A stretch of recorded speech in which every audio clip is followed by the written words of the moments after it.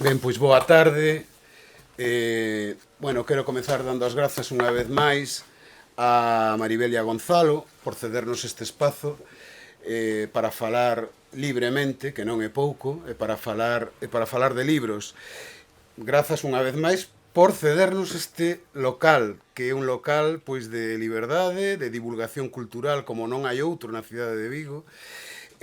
Bueno, eu estou convencido de que Cartabón non merecía unha medalla Castelao, merecía 20.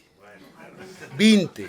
E cando vayamos do Courel ao Compostela, no noso caso de Vigo a Compostela, por terras liberadas, e esperemos que non faga falta moito tempo, vos teredes esas medallas. Polo de agora van as palabras miñas e de outra moita xente, que de gratitude, de agradecemento por todo o que facedes pola cultura galega, que non é pouco.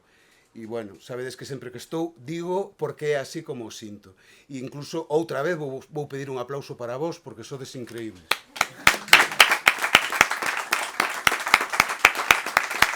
Bueno.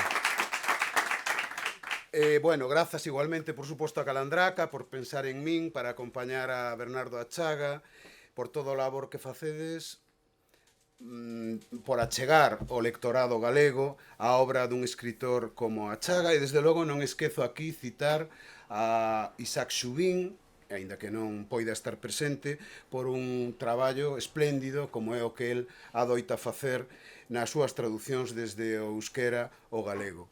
E grazas, lóxicamente, a Bernardo por querer acompañarnos e por estar hoxe aquí. Eu debo vos confesar que para min é un día moi feliz, o estar a carón de Achaga, e supón de alguna maneira un dobre privilexio que paso a explicarvos moi brevemente. Primeiro porque a súa é unha voz coa que me sinto moi identificado, tanto desde o punto de vista literario como desde o punto de vista persoal. E estas dúas cousas non ocorren con moita frecuencia. Eu levo 30 e tantos anos facendo crítica literaria, coñezo moitos escritores e escritoras, sobre todo da literatura galega, e non sempre ocorre. E con Achaga, pois sí que ocorre, e ocorreu desde o primeiro momento que o coñecín, grazas tamén a cuestión de carácter da traducción. E por outro lado tamén, de alguna maneira, Achaga, como é ben sabido, supón ese nexo ás veces invisible, pero que o hai entre a literatura en éuscaro e a literatura en galego, e que vai construindo desde hai moito tempo un espazo, un territorio alleo a estridencias, un territorio que é un espazo de convivencia, un espacio de comunidade, si se quere de comunidade galego-euskalduna, que nos une máis alá das palabras ou tal vez a través das propias palabras, e por iso eu sempre me sentín moi cómodo ao lado dunha persoa, dun escritor como Bernardo. E permitídeme, dicía o antes, un símil futbolístico, e precisamente hoxe que xoga o Celta. Hai xogadores de orixe vasca que chegaron a adestrar ou a xogar no Celta, e dos que sempre dixemos: ollo, este un dos nosos, un respeto. De golpe, esta tarde recordei a Maguregui, a Irureta, a Chechu Rojo, a Aguirrecho, a Chomin Nagore, a Ismael Urzaiz, o gran Pachi Salinas e hoxe a Unai Núñez. E o Bóveda? E Bóveda? Pero Bóveda xoga no Deportivo. Xogou no Deportivo. Sinto, pero non é realmente dos nosos. É galego, pero dos nosos é do Celta, non? Entón, por iso, eu da Chaga sempre digo, e afortunadamente, que un dos nosos é con todo merecemento, e con toda xustiza. Escritor galego universal desde hai anos, como sabedes, el séntese na casa, aquí, e nos sentímonos moi honrados pola súa presenza, e o agarimo e o respeto que sempre demostrou pola nosa cultura. Grazas a Chaga por coñecernos e por recoñecernos, que é unha cousa moi importante. Ben, e esta introdución tan pouco canónica pois serve para iniciar o que quere ser un diálogo por volta pois da súa última obra, felizmente tamén en galego, que se titula Exteriores do Paraíso. Un libro que particularmente a min me supuxo un exercicio ameno, un exercicio divertido, un exercicio que ademais propón en inmanencia distintas vías de interpretación, porque explora distintos camiños para erixir unha proposta híbrida, tal vez logo falaremos diso tamén, onde o humor é un dos grandes esteos do libro, e se cadra un humor con certo ton melancólico, casi saudoso, e moi propio de nós. na que armoniza ficción, literatura ou crónica de viaxes, experiencias, poesía, multitude de historias que percorren esas curvas das que falamos máis dunha vez, incluso no Culturgal, onte, polas que a mente do autor afirma perderse o relatarnos ese percorrido que realizou polo Périgord francés no seo dun proxecto para realizar lecturas poéticas en distintas prisións. A Chaga converte en material literario estas vivencias, transmitindo todo o que sente como ás veces inaccesible en cárceres de presos comuns como en Mossac, en Neuville-sur-Lisle, o Chateau deste última prisión ou no penal donostiarra de Martutene. Sobre estas experiencias, sobre os paraísos propios e alleos e os seus límites, se os hai, fala este libro. E sobre el, pois, queríamos manter un diálogo. Entón eu xa propoño a primeira das preguntas a Bernardo, que é unha pregunta que non está vinculada realmente co libro, pero en boa parte sí, e que ten que ver co espazo no que estamos, con este espazo dos choróns vigués a carón do Calvario, porque creo que a túa chegada ten que ver, a túa chegada a esta cidade por vez primeira ten que ver coa librería Castelao, resentada por Fernando Pereira, que está aquí a uns metros, e onde trataches o propio Fernando, que foi pois alcalde nacionalista de Soutomaior, entre outros méritos que ten como, bueno, ser a persoa que rexentaba unha libraría pois, realmente de referencia, incluso desde o meu punto de vista, que eu son veciño de aquí, deste lugar. Entón, pois empezamos por aí, se te saben. Bien, boas noites. Gustaríame falar en galego, pero non podo, non. Gustaríame moitas cosas, pero non é posible. De modo que utilizamos la lengua franca. Bien, yo acostumbro a decir que en una época como la nuestra, la última, en la que el lenguaje se ha edulcorado hasta grados tremendos, en el sentido de que cualquier persona que se cruza con uno en la calle dice te quiero mucho, o cuando hay una retórica de, bueno, lo que llamaríamos, ¿cómo llamaríamos a esa retórica? Bueno, en Román Paladino es de hacer la pelota, ¿no?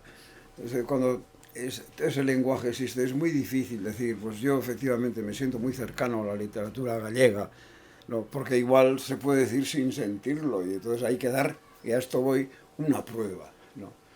Y esa prueba es que hace muchos años, cuando tenía 20, 21 quizá, estaba terminando la carrera de Ciencias Económicas y tenía por delante un examen de Hacienda.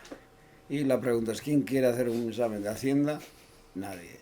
Yo tampoco. Así que pensé que ese año no me iba a presentar al examen de Hacienda y tenía, digamos, un tiempo por delante.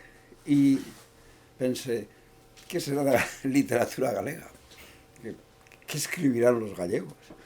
No tenía ni idea. Pensemos que esto ocurre en el año 1972, ¿no? Y que no se sabía mucho ni de literatura, ni de Galicia, ni de nada, ¿no?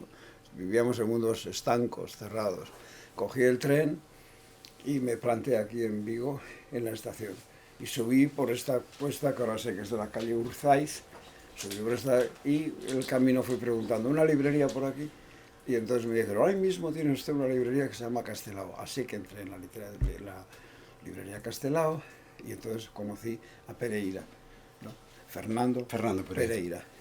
Y un hombre, todavía lo veo, con las patillas, el pelo blanco, así. Y entablé conversación con él y me dijo cómo había estado en Uruguay, puede ser, exiliado, etcétera. Y entonces yo le pregunté, bueno, yo he venido al País Vasco porque quiero entrevistar a los escritores gallegos. Y entonces él me dijo, debo decirlo como él, no voy a tampoco aquí edulcorar, él dijo, el único que debes entrevistar es Méndez Ferrín. Ah, bien, yo no había oído nunca hablar de Méndez Ferrín. Y lo voy a llamar ahora mismo. Así que lo llamó.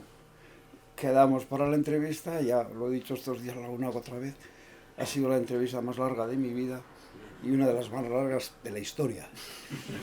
Porque empezó a las 6 de la tarde de ese día y acabó a las 7 de la mañana del día siguiente. Y entonces fue una entrevista larguísima que se habló de todo y se grabó, claro, se grabó nada, la parte mínima de la entrevista. Y luego, cuando volví a Bilbao, hablé con una revista, que las pocas que se publicaban en euskera, bajo el manto, ¿sabéis?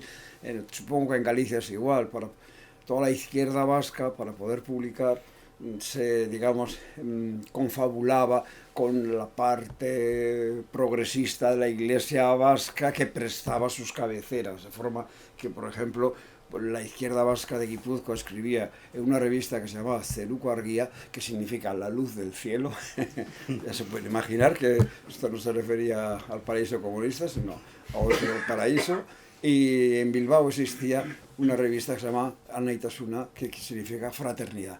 Y entonces, en Anaitasuna es donde yo publiqué esa entrevista a Méndez Ferrín, siguiendo el consejo de Pereira.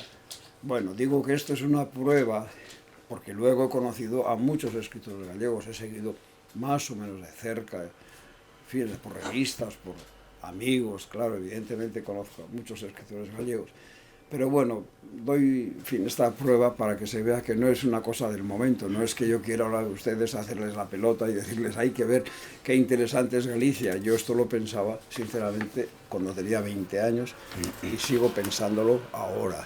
También debo decir, ahora que estoy en Vigo y se me ocurre, pasé una vez por delante de un monumento y vi Martín Kodaks.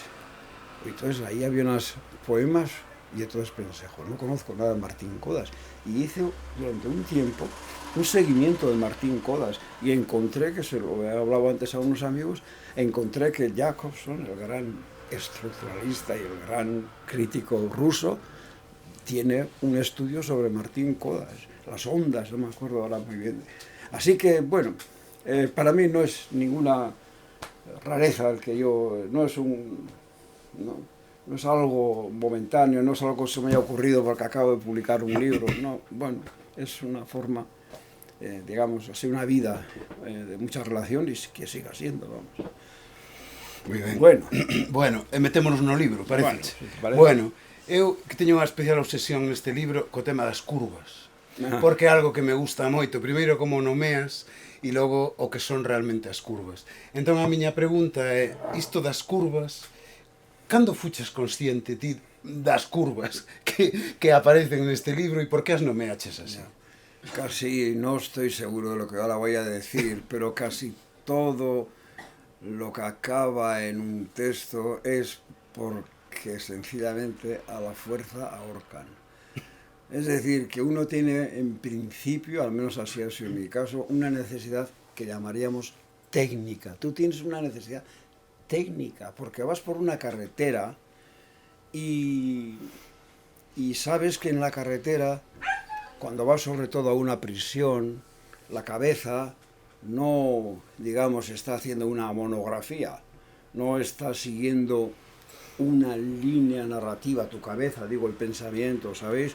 Que el pensamiento, en la tradición griega clásica, se asocia al vuelo de la mariposa, por eso es psique, que significa mariposa, en griego originalmente, o sea, es decir, que sería que el pensamiento humano vuela de forma quebrada, irregular, como es el vuelo de la mariposa. Así que yo sabía, o consciente, todo el mundo lo sabe, que el pensamiento no va nunca en una dirección. A mí me fascina, cada vez que lo pienso, esa especie de infinito que es el pensamiento, de forma que estamos aquí, y de la misma manera que ahora acabo de hablar de la estación, de la librería, es que veo un tornillo y de repente me acuerdo que mi padre ponía tornillos, y entonces estoy 3 segundos pensando en mi padre que ponía tornillos, y así va sucesivamente. Bueno, entonces yo, al emprender ese viaje a Mauzac, primero en el recuerdo de ese viaje a la prisión, pero luego sabiendo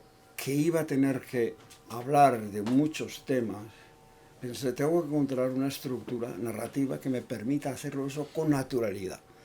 Por ejemplo, quería hablar, como has visto, de mi experiencia de profesor de literatura en Estados Unidos, que fue desastrosa, ¿no? Entonces, como quería hablar de ello, como vas por una carretera de Perigord y de repente quieres hablar de algo que sucedió 10 años antes en una universidad americana, pues, ¿qué haces? Poner punto y aparte o decir aquello de, bueno, perdón, ahora voy a hablar, en vez de hacerlo de una forma tan, digamos, mecánica, pensé, ya que está, bueno, es que luego hay otra regla. Primero es que tienes esa necesidad técnica para narrar, que es muy importante, ¿eh? Es decir, ahora pondré más ejemplos, y esto a los escritores jóvenes se lo digo siempre, tú debes pensar siempre en qué necesidades técnicas va a tener el relato. O sea, igual que al poner una casa, tienes que pensar en las necesidades técnicas que va a tener esa casa, que si no, no va a funcionar. Bueno, entonces, a lo que iba. La segunda característica para mí es que tú no puedes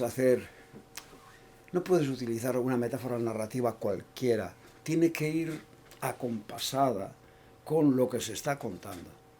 Acompasada, en este caso, ¿qué es? La carretera. Claro, afortunadamente, esa carretera que nos llevó a la prisión de Mausac era una carretera con muchas sinuosidades, muchos desvíos, y entonces yo pensé, pues hay un paralelismo entre el viaje como tal y el viaje de mi cabeza cuando vas hacia...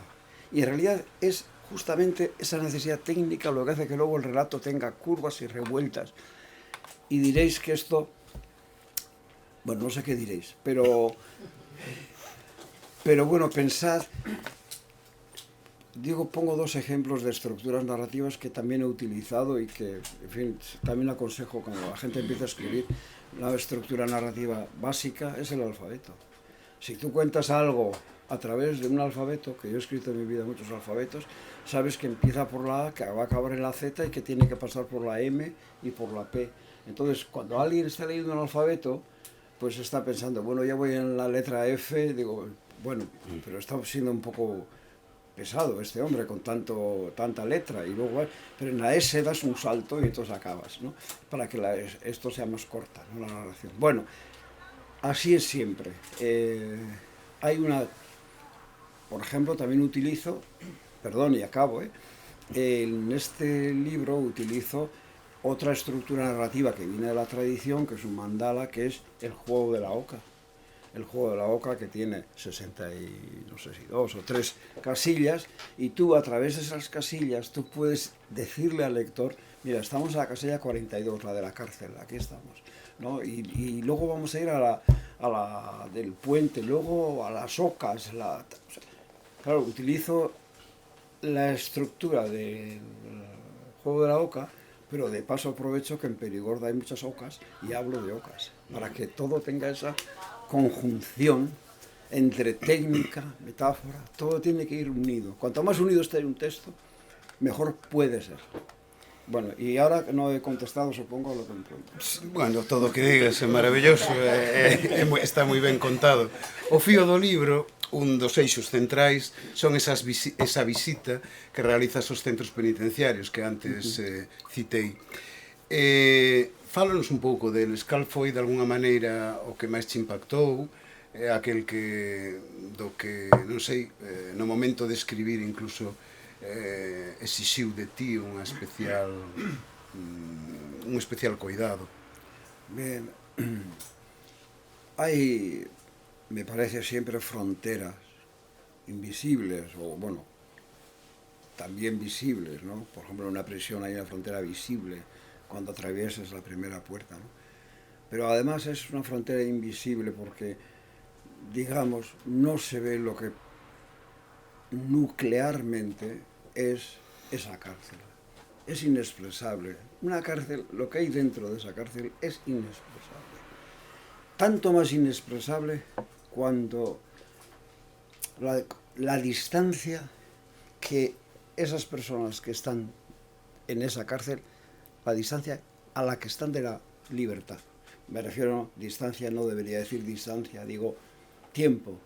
Es decir, que esas personas que están en esa cárcel están allí para 25 años o para 30 años, es una distancia insalvable. O sea, cruzas esa frontera, estás delante de ellos, pero ellos no están ahí. O sea, físicamente están a 10 metros, pero todo lo que llamaríamos vida, mundo, realidad, están en otro lugar muy distinto.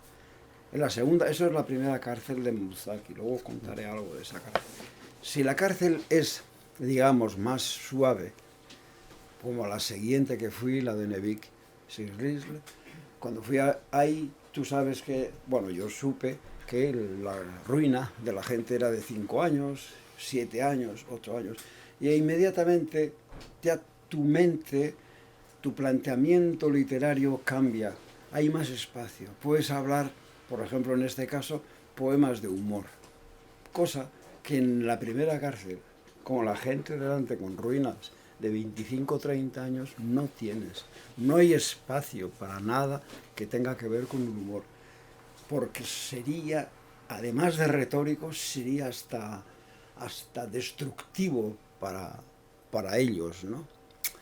Bueno, entonces, esto es un poco lo que, a la hora de escribir un libro, no es que yo lo de primeras lo pensara así, porque este viaje no me acuerdo, pero lo hice en el 2010, o no sé cuándo lo hice, este recorrido, este tour, petit tour, por Francia, ¿no?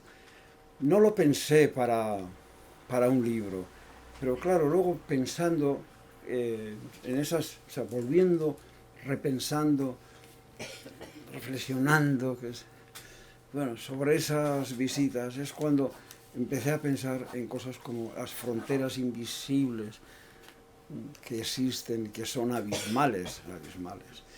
La experiencia de Mauzac, bueno, es que podría contar demasiadas cosas, pero bueno, primero la sensación primera y la sensación y la idea primera es que es inalcanzable, o sea, las personas están ahí, ¿qué texto se lee para alcanzarlos? Porque ellos no quieren oír.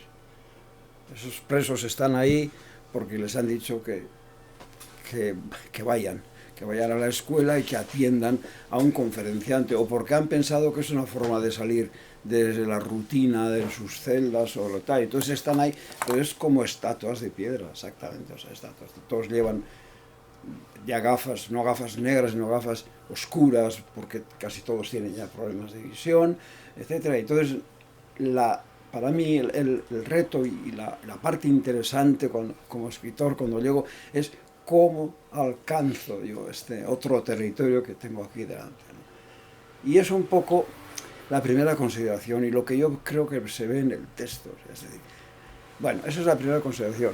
La segunda es que, y lo cuento tal como es, yo llevaba carpetas con textos, con poemas para leer en esas cárceles, pero yo no sabía de qué naturaleza eran esas cárceles. Había hecho muchos papeles para entrar, que esa es otra, o sea, muchísimos papeles, había enviado fotografías, etcétera, para poder entrar en la prisión, con un bibliotecario, el traductor del libros al francés, y luego un actor que era el que leía las partes de prosa y tal, ¿no? Pero al llegar a Mauzac, un poco antes, ya el bibliotecario me dijo, bueno, no sé si le han dicho qué clase de cárcel es esta de Mauzac. Pues no, y me dijo, bueno, aquí están todos los delincuentes sexuales de Francia. Y entonces oí esa palabra siniestra que era pederasте, pedó, creo que dijo. Y entonces pensé, bueno, o sea, que se trata de pederastas, de delincuentes sexuales, violadores.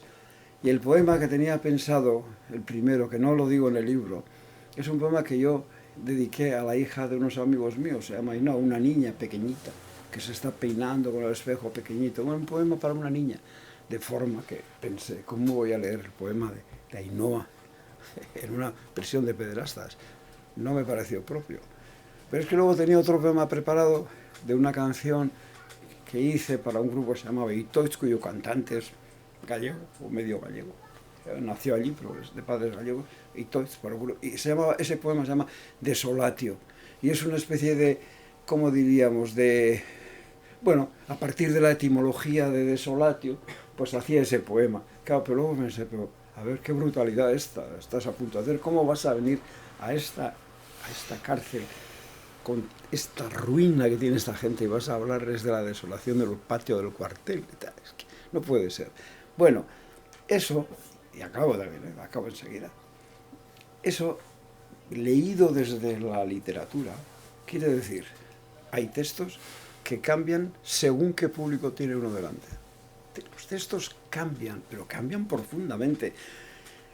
Como metáfora suelo decir que es como cuando el sol da, ¿sabes?, sobre un camino de tierra, pero de repente en ese camino de tierra hay cristales y con la luz del sol el cristal brilla, ¿no? Entonces me dio la sensación de que un poema desolatio, que lo han oído probablemente miles de jóvenes vascos, el grupo Itoiz, y lo han oído, desolatio, desolaciones, tal, pim, pum, no ha pasado más o menos neutralmente, normalmente.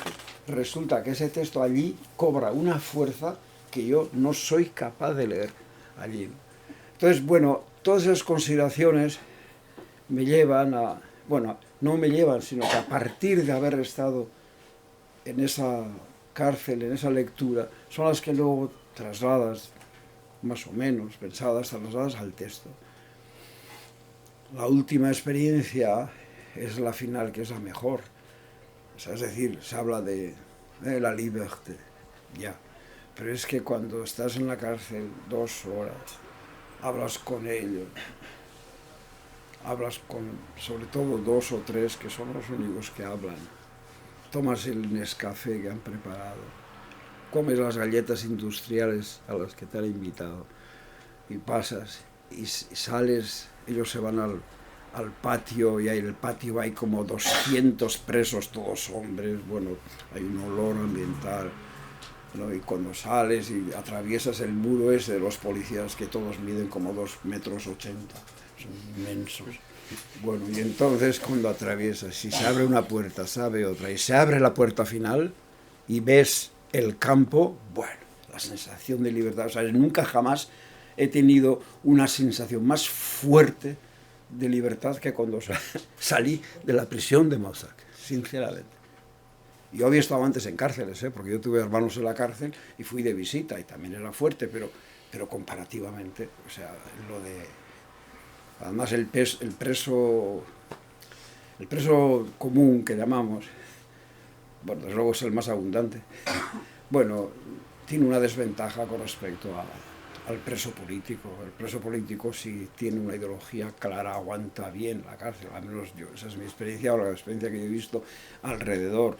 El preso común no tiene ninguna esperanza, y ya el preso común delincuente sexual, ese no tiene ninguna, pero ninguna, ni atismo de esperanza. Ese está condenado, eso en Dante está, lo cito en el libro, en Dante está, es la peor condena de las de Dante, es sobre este tipo de... Bueno, entonces ahí está el Mausac, más ligero el Nevic. ¿Y luego Martutene? Sí. ¿Martutene? Ah, no, Martutene es como una broma que hago. Estuve en la prisión de Martutene, pero ahí estuve para dar una charla sobre literatura. Bueno, entonces yo lo cuento ahí, y es que cuando voy a entrar a dar la charla, me dice el director de la prisión, bueno, no sé si le hará mucho caso, es completamente cierto, eso es una experiencia. No sé si le hará mucho caso, porque es que hoy vamos a juntar a las internas y a los internos. Y llevan, no sé si dijo, 2 o 3 meses sin verse, así que no creo que le haga mucho caso. Y entonces, efectivamente, ahí está el contraste entre que estoy hablando yo de un fraile capuchino del siglo XVII que escribió sobre las oraciones del mar, ¿no? Y tengo delante lo que llamo el partido de rugby, ¿no? Con una suerte de melés, ¿no? Y entonces, bueno, ese es un poco el contraste, y me hace mucha gracia a mí, yo que lo hago, no debería reírme de mis propios chistes, pero me hace mucha gracia porque igual, no sé si se ve tanto en la traducción a otras lenguas, pero en euskera muchas veces utilizo los lemas, digamos, por ejemplo, de la Academia de Lengua Vasca, ¿no? Pero claro, dichos ahí, como lo digo, y kineta jarrai, quiere decir dale de nuevo. Claro, eso con respecto a lo que está ocurriendo tiene un sentido completamente diferente, ¿no?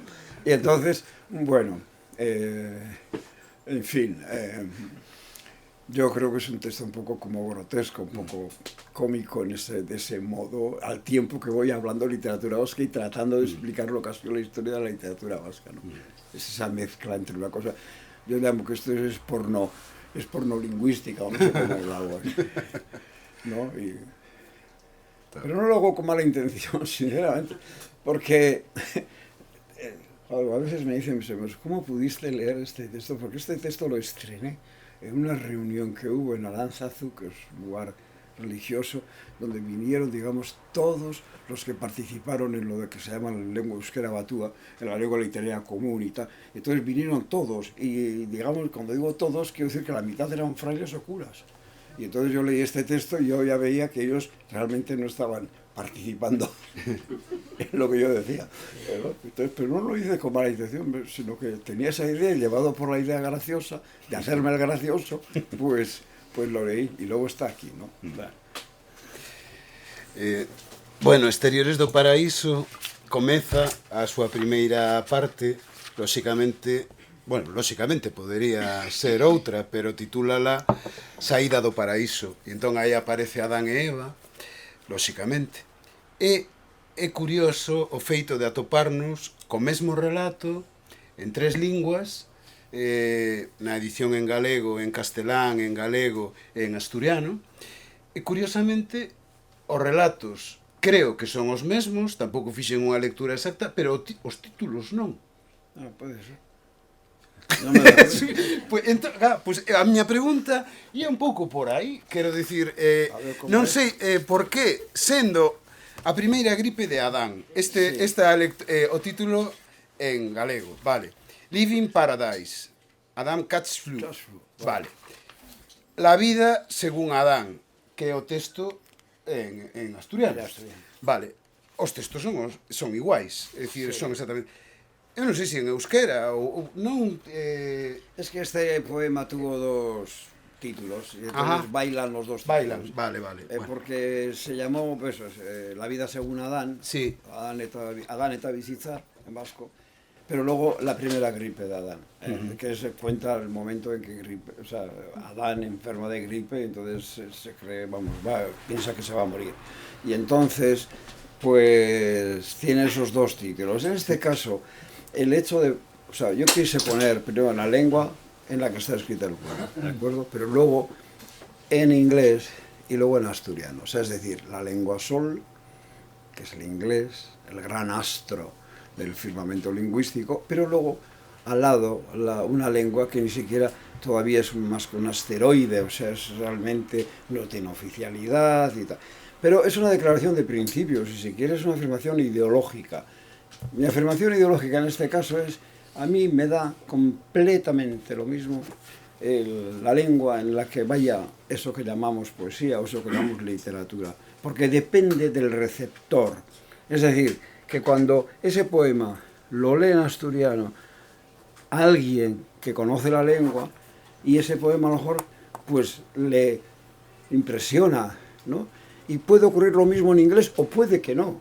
Pues es decir, este texto está traducido en inglés, este libro va a salir en inglés ahora, ¿no? Pero igual hay 1000 millones, esto gusta mucho a la televisión española, hay 1000 millones de personas que hablan español, 28.000 millones de personas que hablan inglés, me da igual, las cifras. Y entonces parece ser que todo va según la aritmética, o sea, que si hay 1000 millones de españoles que leen en español, este poema en español le tiene que gustar como a 1.800.000.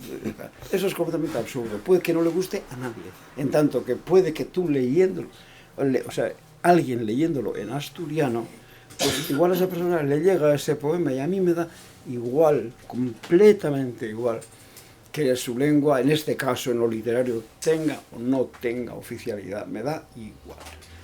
Y quiero decir, a la hora de la recepción de un texto, da igual la lengua. Da igual la lengua. Bueno, en el caso del asturiano además se produjo un fenómeno que no sé si está escrito ahí, no sé si lo he puesto, creo que sí. Y es que Además existe la grabación, Ah, o sea, la se grabación, puede consultar sí. en internet la grabación. Sí, Y pues es que está. este poema lo tradujo al asturiano un poeta gallego que vive en Asturias, Monteavaro, y se llama así, bueno, él nació aquí, pero vive en Asturias. Y entonces, por lo visto, lo estaba leyendo, lo estaba grabando con su hijo de muy pocos años, aquí en el regazo, ¿no? Y se nota, cuando está recitando, se oye que el niño protesta, esto y tal, ¿no? Pero es que lo bueno es que ese poema diciendo que cuando se muere Adán y tal, no como acaba, que van... Sí, en asturiano. No, no, Ah, bueno, a ver, así, aquí. Bueno, en asturiano mismo, sí, cuando remata. no, dice, Sobre la... Sí. entonces dice que todos se acordaron, muere Adán, y Moradán. entonces se reúnen con el funeral, digamos, y entonces se acordaron de Adán cuando la primera gripe y todos se calmaron y marcharon y tomaron algo y comieron un bollo. Esto es lo que dice. Entonces el niño del hijo de Monteagudo que está allí dice, no comieron un bollo, dice, comieron pizza. Bueno, pues es un añadido poético Sí, al está. poema.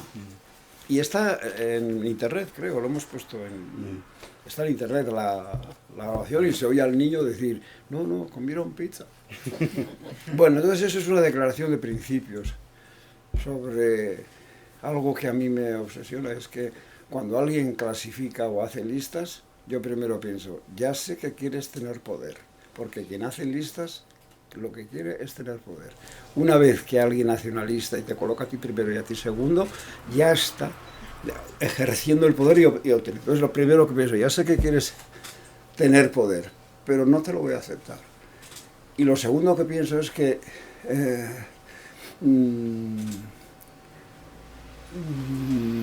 en principio el valor de lo literario está siempre en manos del lector. Es el lector el que va a decir, este poema me gustó, este poema no me gustó. Es decir, te dices, este libro, me acuerdo, me dieron un bestseller, 100.000, bueno, 100.000 no, millones de... Yo lo leí y me pareció una castaña. Entonces pensé, bueno, me da igual, le ha vendido, supongo que le ha venido bien el dinero, pero aparte de eso, es decir, el valor de lo literario está en el lector, y ese lector no sabemos dónde está. Bueno, y no todos los lectores son iguales, etcétera, etcétera, etcétera. Bueno, entonces no acepto que en términos de literatura el asturiano sea una lengua inferior al inglés. Digo yo. Moi bendito, desde logo. Ese era o comezo. Rematas, non sin certa ironía, como é moi común, inda que a ironía hai que tamén sabela reflectir, lóxicamente, porque unha cousa é ironía a nivel oral e outra é ironía cando hai que reflectila nun texto en prosa, eso sabes ti moito máis. Pero remata cun poema de amor. Porque faltaba o poema de amor, dis. Ya, pero estoy muy contento de ese poema. Sí, sei, non sei. Porque ese poema... Uy, perdón. No sé si lo puedo leer aquí. Ah, pues claro. Claro, yo de repente estoy acabando de organizar este libro, porque este libro hay poemas de hace 40 años, hay textos de hace 20, hace tal, porque yo he hecho ahí una especie de dibujo con todo lo que he ido escribiendo que a mí me representa. Este soy yo. Es absurdo que tenga yo un teléfono abierto ahora. Pensaba que lo tenía cerrado, perdón. Bueno, no creo que sea nada importante. Bueno, a lo que iba, que... bueno, entonces estaba organizando y tal. Entonces, al final, dando un repaso, pensé en hacer algo sobre los poemas de amor. ¿Por qué? Es que hay un error y un equívoco también muy frecuente en esto de la literatura. Y es que yo podría decir, claro, no lo digo del todo en abierto, porque me da un poco de miedo de las reacciones, pero es imposible hacer un poema de amor que no sea, por el sentido de la significación, que no sea secundario, subordinado a... ¿Por qué? Pues, bueno, porque el lenguaje se va gastando y hay un momento en que ya lo retórico y lo genuinamente literario, que siempre va en contra. O sea, la retórica y la literatura son enemigos mortales. O sea, cuando hay retórica no hay literatura y al revés. Bueno, entonces es imposible.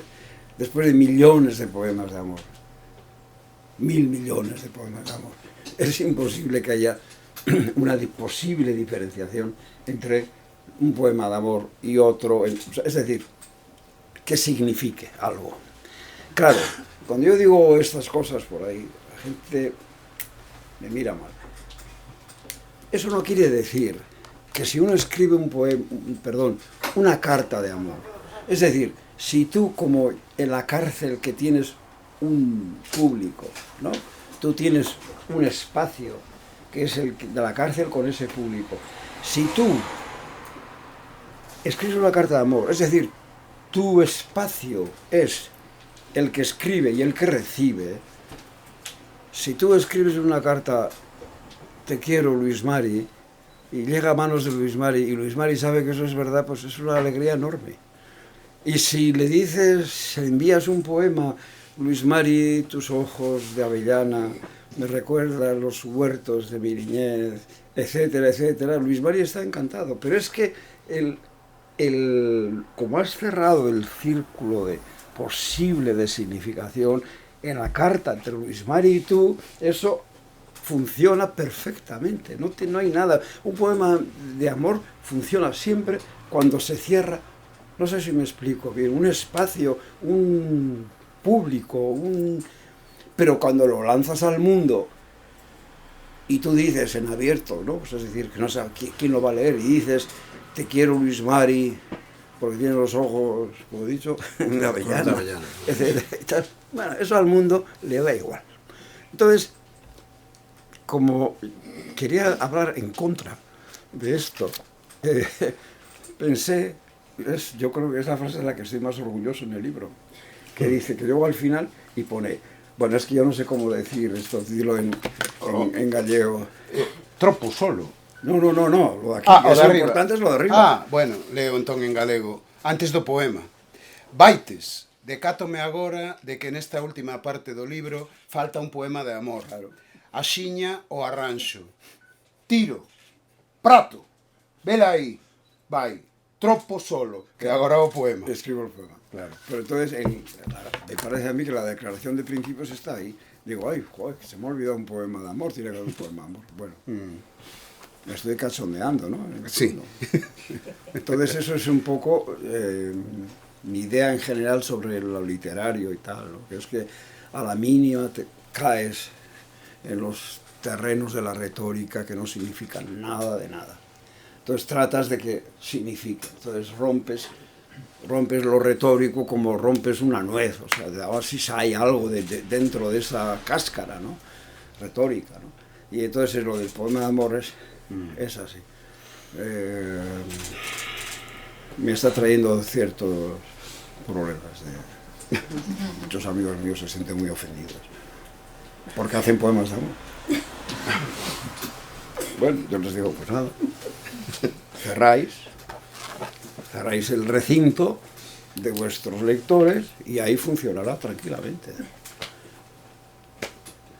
Bueno, esto ha pasado mucho en la poesía española con lo que sabemos de la poesía social, que ha sido un poco triste la historia, porque claro, los poetas sociales pensaban que como decían algo que todos pensaban, no, bueno, el poema como tal raras veces decía algo. Es decir, bueno, yo le tengo un gran aprecio y, bueno, la Bordeta, cuando la Bordeta decía aquello de una palabra, no sé, libertad, bueno, claro, en el recinto, digo mal recinto, quiero decir en el conjunto, matemáticamente hablando, en ese conjunto de personas que pensaban como él o sentían como él, ese poema, cuando él decía una palabra, ¿cómo era aquello de libertad, no? Sí. O sea, una canción y acababa de libertad. Y parecía entonces que todos estaban con él. Claro, pasa el tiempo y ¿qué ocurre? Que el poema como tal, sin ese joder, no me sale la palabra, contexto, ese conjunto, sin esa compañía, de repente no significa nada. Y la verdad es que ahora todos los fascistas tienen por bandera la palabra libertad. ¿No es así? Entonces, ¿qué ocurre? Bueno, pues eso no puede ocurrir con un buen texto. Un buen texto tiene que aguantar a fascistas y a todo el mundo. Y sin embargo, pues la poesía social no aguantaba, porque utilizaba poéticamente un lenguaje que ya era retórico, ¿no? Esto es un poco la cara. Bueno, e máis cosas. Bueno, unha das últimas preguntas así que teño. Hai un poema moi bonito para min aquí no que falas dun ourizo, un orizo, sí, que se despierta finalmente, non? E entón que con el desperta a literatura vasca. E como persoa informada, como académico, ti sigues ese camiño que foi deixando o ourizo, no que ti estás.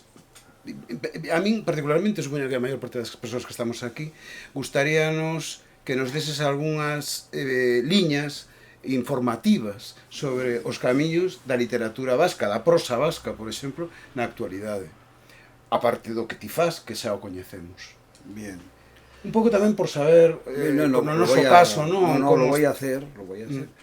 No, aquí a mellor algo comprometido. No, aquí no hay un poema que se llama Escribe una lengua extraña. Sí, tamén, efectivamente. Bueno, eso es un poco una historia de... Sí, tamén. Bueno, sí. Pero voy a decir, pero hago también en este caso un poema. Y es que yo escribí este poema, el del erizo, y la idea base fue que el erizo, igual que nosotros tenemos un vocabulario de, me da igual, no sé si 3.000 palabras o lo que fuera, el erizo solo tiene 27 palabras.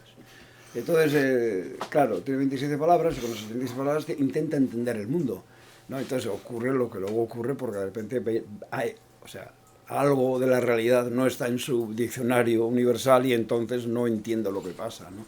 Entonces mi idea un poco cuando hice ese poema era, en cierto modo, filosófica la idea, o sea, es decir, cuando no hay lenguaje, no hay forma de acercarse a la realidad, etcétera, etcétera, etcétera. Pero luego, ¿qué ocurrió? Que pues la gente empezó a decirme, oye, el poema del erizo, joder, qué historia de la literatura vasca. Ah, sí. Yo pensaba, qué extravagancia que hayan visto aquí la historia de la literatura vasca. Pero pasa el tiempo y hay otra persona que te dice, oye, este poema del erizo, no he leído cosas a lo mejor sobre la historia de la lengua vasca y tal. Entonces, me pareció que de repente el poema actuaba metafóricamente sobre la lengua vasca sin haberlo yo pretendido, ¿no? Sin haberlo querido, me había salido un pareado. Bueno, esto dicho, pues yo una vez ya primero me resistí y dije que no, que ese poema es sobre la lengua y la realidad y tal. Ya no me resisto y acepto que es una metáfora sobre la historia de la lengua vasca. Ya está. Bien, sobre la literatura vasca, bueno, no hay mayor misterio que todo lo que existe es social, ¿no? Es decir, si no tiene un refrendo social, si no hay una caja de resonancia, nuestra existencia no vale nada. Quiero decir que es social, que tiene que haber una sociedad detrás, o delante, o en torno a cualquier, no solamente en lo cultural, en todo tiene que haber, toda nuestra existencia es cultural. Perdón, ¿qué he dicho? Que nuestra existencia es cultural. Es social, quería decir. Que es social. Bueno, ¿eso qué significa? Que en los años, pongamos, en el siglo XVII, tengo que repasar mi conferencia en Martutene, en XVII, XVIII, como se olvida, y el estereotipo incluso por parte de los universitarios lo tapa todo, se olvida que en el siglo XVII y XVIII el universo físico incluso de las personas no iba más allá de los 30-40 kilómetros cuadrados. Todo el mundo vivía dentro de los 30-40 kilómetros cuadrados. Y entonces ahí se, digamos, levantaban universos culturales a partir de esos pequeños universos físicos. Bueno, de esto si quieren hablo porque es lo último que estoy pensando y creo que está bien pensado. Bueno, entonces, ¿qué ocurre? Que en el siglo XVII y XVIII uno de esos universos de 50 kilómetros cuadrados estaba en la parte de la Burdi, que se llama, estaban los marineros vascos que iban a Terranova, etcétera, Biarritz, Hendaya, Don Ivane, todo eso, y entonces hay, digamos, y un rey, que era un rey de Navarra, que es creo que Henri IV, Enrique IV me parece que era rey de Navarra y rey de Francia. Bueno, como ese rey, ¿verdad? Voy otra vez al universo físico, ¿no? No estaba en París, no estaba en París. Ese rey vivía en Po, que está ahí al lado del País Vasco, un poco más arriba. Bueno, entonces vivía en Po. Entonces, en ese universo, estoy hablando de esos siglos, no sé si a veces me equivoco de siglo, no tengo, pero bueno, yo creo que es 1642, por ahí. Bueno, en ese universo, el euskera tiene una importancia muy grande, porque no sé si el rey lo habla, pero lo habla, por ejemplo, toda la familia del rey, el confesor del rey, Bertrand de Chauz, que es el que luego los medio ingleses, bueno, quiero decir, en ese momento, entonces se dice, la lengua vasca ha sido siempre, la literatura vasca, una lengua relacionada con lo rural, con los pastores. Pero dices, bueno, Bertrand de Chauz era en Francia, digamos, pues el tercero, después de Henry, era primo del rey, y ese escribía, y se conservan cartas suyas en lengua vasca. O sea que, en ese momento, por ejemplo, socialmente, tiene un sentido, y aparte, bueno, todas estas oraciones y etcétera que se hacen para marineros se hacen porque los marineros no conocen otra lengua y la iglesia también habla en esa lengua, etcétera. Bueno, pongámonos en el siglo XX. En el siglo XX, bueno, ya desde el principio empieza a perder fuerza social porque la lengua castellana pues es la lengua de Bilbao, de la industria, de tal, de cual, y entonces socialmente se jibariza, se hace pequeño, y entonces solamente la ideología puede sacar adelante la literatura vasca y la cultura vasca. O sea, es decir, de modo natural nadie escribiría a principios del siglo en la lengua vasca. ¿Para qué? Si Bilbao habla en castellano, si San Sebastián, bueno, a San Sebastián habla en castellano y en francés también, porque son muy aristócratas. Bueno, entonces, ¿para qué hacerlo? Entonces, lo único que salva en ese momento, lo que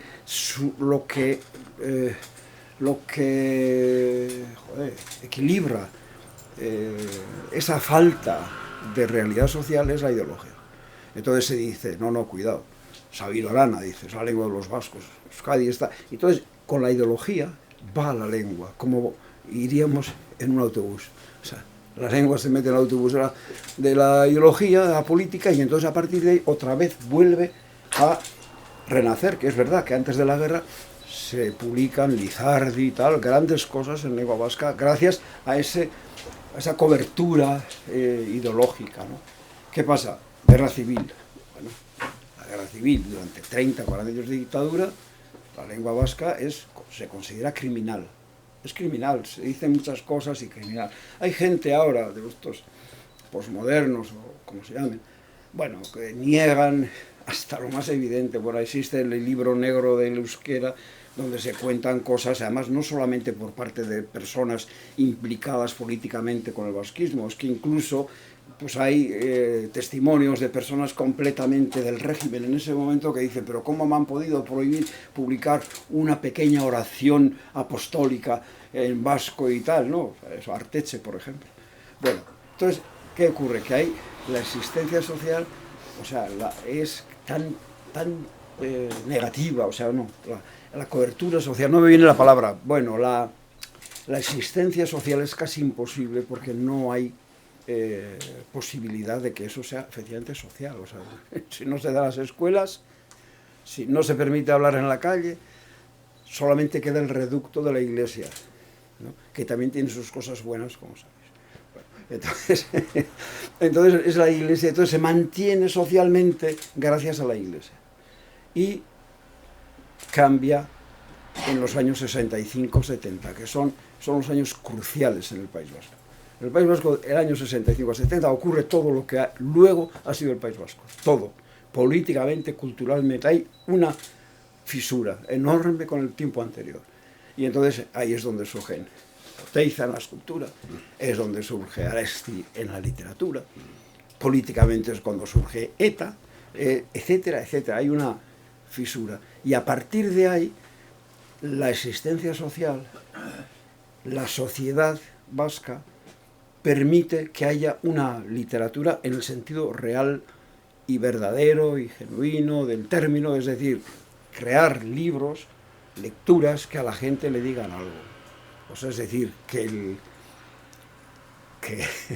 el joven que quiere un poema de amor, allá él, ese tenga un poema de amor en lengua vasca, ¿no? O que el que quiera tener una novela sobre social y tal, la tenga. El que quiera una traducción de un poeta danés, la tenga, como existe, ¿no?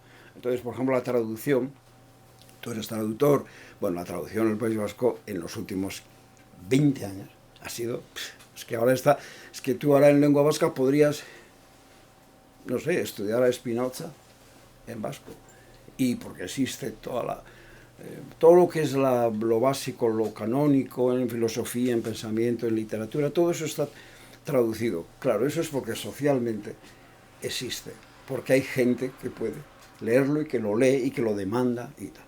Y ya está. Eso es un poco la historia de la literatura. La literatura solo flota en aguas, como diríamos, favorables. Y entonces ahora las aguas son favorables. Entonces existe y cumple su función. Y un niño de 8 años no lee más que porque le gusta. Eso es. Lee la traducción del libro de Ballesteros, del Conejito Blanco, porque le gusta. O sea, no porque el niño no sabe de que la situación del vasco ni de tal, ¿no? Yo creo que no hay más secreto que ese, ¿no? A mí me suele particularmente molestar bastante, igual escribo otra sobre literatura vasca.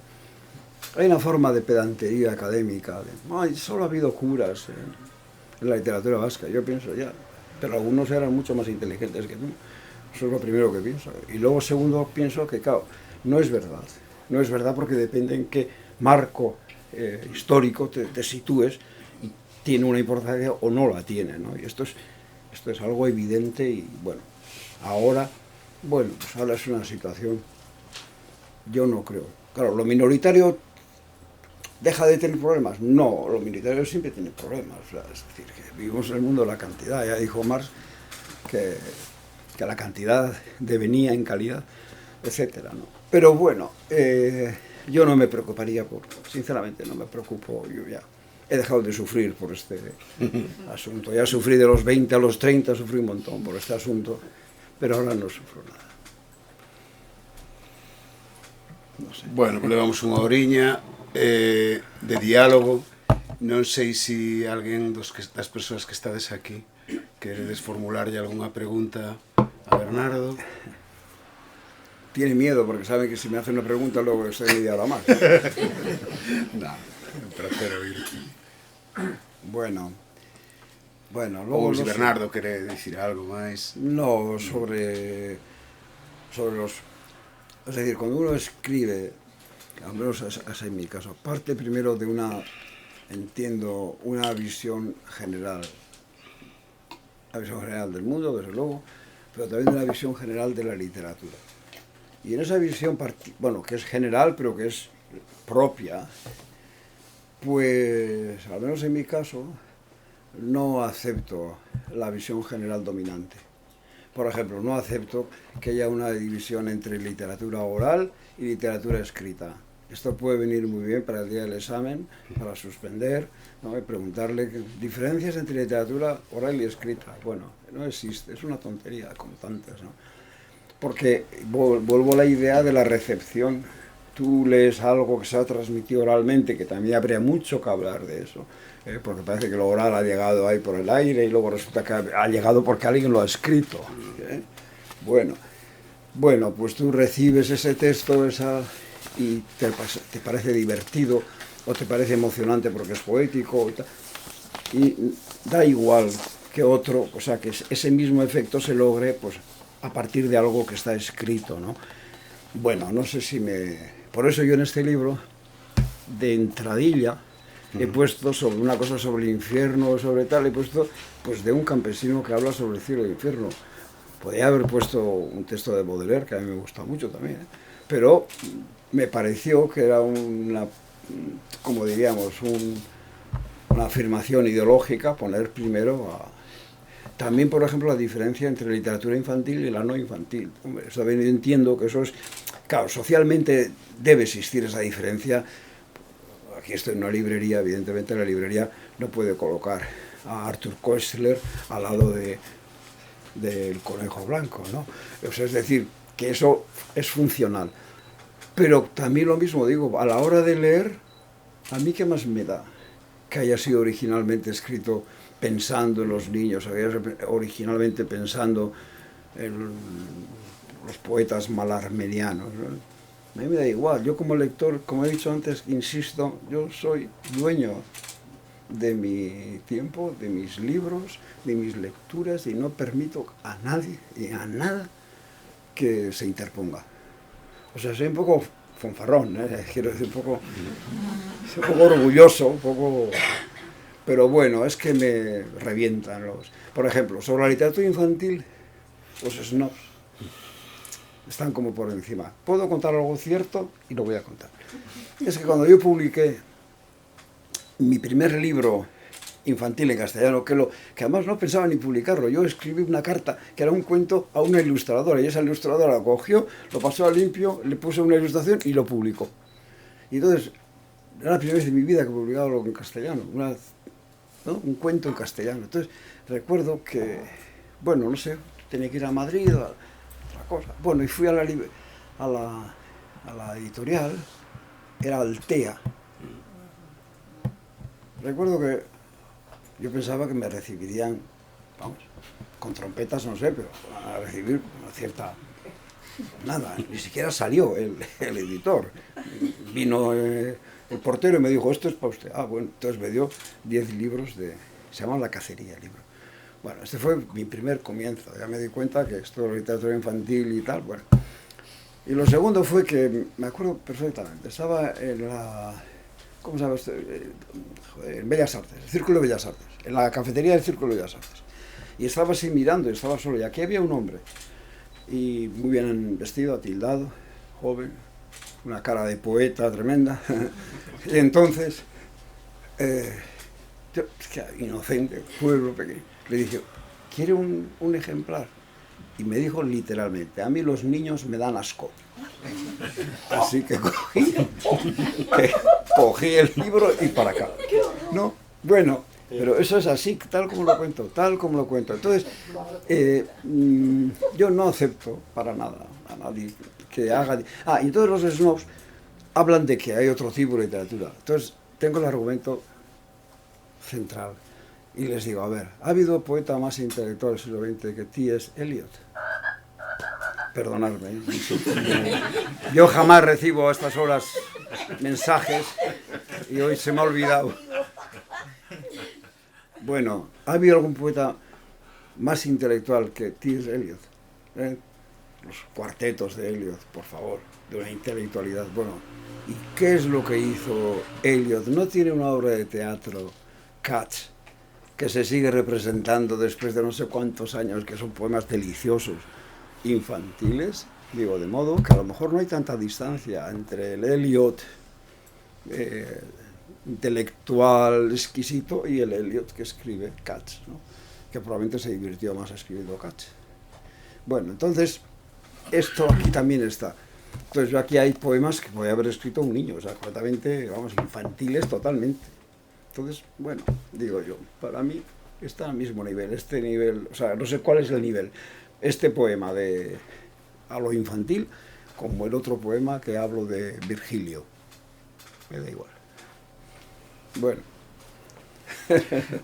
Parte do noso alumnado disfruta moito coas onomatopeas do grilo, cri-cri, cri-cri, e falle moita gracia, verdad? Ya, pero fíjate, ves ese poema, pues, poema de... Poeta el grillo es un poeta monótono. Monótono. Cri, siempre cri, siempre cri. Bueno, me hace reír. El primer libro que leí fue Gabón, me gustaría hablar en euskera, sé unas cuantas palabras por razones familiares. El primer libro que leí del señor Achaga, yo que no lo conocía para nada, fue Bámbulo. Ah, bueno. Y lo tengo, y me encantó, que es un libro infantil. Y yo me lo había regalado. Aunque el nombre viene de una anarquista alemana, Bambule, Me encantó. que era de la banda Bader-Meinhof. Ahora lo lee el nieto de mi sobrina y está encantado. Venga a leerlo. Y ahora tengo todos sus libros. Es un honor para mí estar hoy aquí. Bueno, yo me alegro. Bueno, le diré que Bambule era un libro que yo no quería escribir, pero bueno. Pero lo escribí. Tengo todos los otros, pero empecé por él, pero hoy ya compré. No, pero es que la historia de Bambulo es, claro, uno escribe con el ilustrador. Y entonces habíamos hecho una agenda escolar con el ilustrador, Miquel Valverde, y entonces yo ya lo había dejado por cerrado ese asunto. Entonces Miquel Valverde dijo, es que nos han ofreció publicar este libro en tal y cual. Y yo pensé, qué remedio, si tu ilustrador dice que quiere publicarlo, tú no vas a decir que no. Y entonces yo lo reescribí y hice esa historia de Bambulo. Creo que son mejores las de Xola, si lo puedo decir, ¿no? Tengo unas historias de un personaje que se llama Xola, que es un perrito y tal. Pero bueno, está bien Bambulo. Tengo los otros suyos, pero empecé por ese y me sigue gustando, Bueno, pues entonces yo es como lo del poema ese que dicen que es de lo que habla de euskera, pues yo lo acepto, que igual es un poema estupendo, de un libro estupendo de Irán, ¿no? Bueno, sí. ¿Qué más podemos contar? Pues no sé, sí. Hola, vamos. En la dedicatoria, cuando dices este libro está dedicado, ¿no? Y dices por sus números se reconocerán, es un número prácticamente un infinito, ¿no? Y quizás esa dedicación sea premonitoria, ¿no? A todo ese círculo de pensamiento que hablas durante todo el libro, ¿no? Que lleva al lector a ese círculo. Bueno, hay una referencia también a personas concretas, aunque al decirlo en números, ¿ves? Esto es un poco lo que, si pones el nombre concreto, ya estás particularizado y solo, digamos, quien se llame así se siente, digamos, en fin, nombrado, ¿no? Si pones en números, pues no hay, digamos, nadie concreto y todo el mundo puede verse ahí, ¿no? La referencia literaria escondida y es Mayakovsky. Es una referencia un poco triste porque es, saben, Vladimir Mayakovsky, un gran poeta a mi modo de ver. Bueno, escribió una carta al final de su vida que digamos, él, digamos, se suicidó. Entonces, escribió una carta de despedida a su novia, Maite, bueno, Maite no, María Brico, no me acuerdo cómo se llama. Bueno, y entonces tiene esa frase que a mí siempre me gustó mucho, que es: la barca del amor se estrelló contra la vida cotidiana. Siempre lo recuerdo, desde que lo leí hace muchísimos años, ¿no? Bueno, me pareció una gran... Y entonces ahí hay... Claro, el juego que hago Volodia se llamaba a sí mismo Mayakovsky. Entonces yo digo, bueno, nuestra barca también ha chocado muchas veces contra la vida cotidiana, pero al contrario que la de Volodia, aún no se ha hundido, ¿no? Esta es un poco la dedicatoria. En fin. Mayakovsky tenía un poema que era: me haré unos pantalones negros con el terciopelo de tu voz, ¿no? Era un poema de una gran imaginación lingüística, o no sé cómo llamarlo. Bueno, muy bien, pues eso es.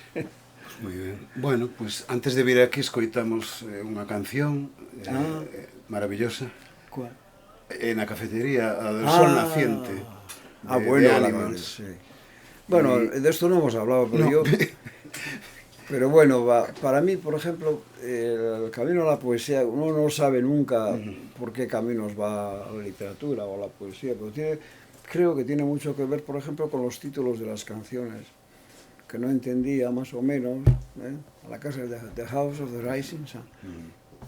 Yo no sabía muy bien The House, sí, entendía, pero no sabía más. Entonces, luego la canción, con la emotividad que tiene, todos los títulos siempre me han parecido muy sugerentes. Entonces creo que, bueno, por ahí ha ido un poco mi afición a escribir poemas, ¿no? Bueno, es que ha sido una coincidencia, que es la canción de, como dicen los jóvenes, la canción de mi vida. Entonces la canción de mi vida es indudablemente la Casa Sol Naciente, por los ánimas. Y entonces, bueno, estaba ya en la cafetería y de repente, no sé, ¿no? Alguien, los hados, las meigas, han dicho, vamos a ponerle a este chico de casa. Y ha sonado, y me ha parecido emocionante, la verdad. E bueno, foi un sinal estupendo para unha presentación como a de hoxe, da que, bueno, en nome de todos, pues agradecerche estar aquí e bueno, e supoño que te ofreces para asinar milleiros de exemplares. Bueno, sí, 1.000 millones, 1.000 millones no polo menos. Bueno, moitas gracias. Gracias. Gracias. Muy bien.